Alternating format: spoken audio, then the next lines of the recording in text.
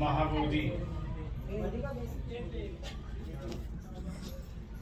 परम पूज्य डॉक्टर बाबासाहेब आंबेडकर आणि बुद्धिस्ट सोसायटी ऑफ इंडिया भारतीय बौद्ध महासभा यांची स्थापना केली।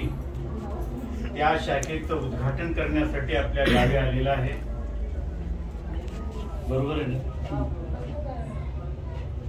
तरी आपल्या ठिकाणी उपस्थित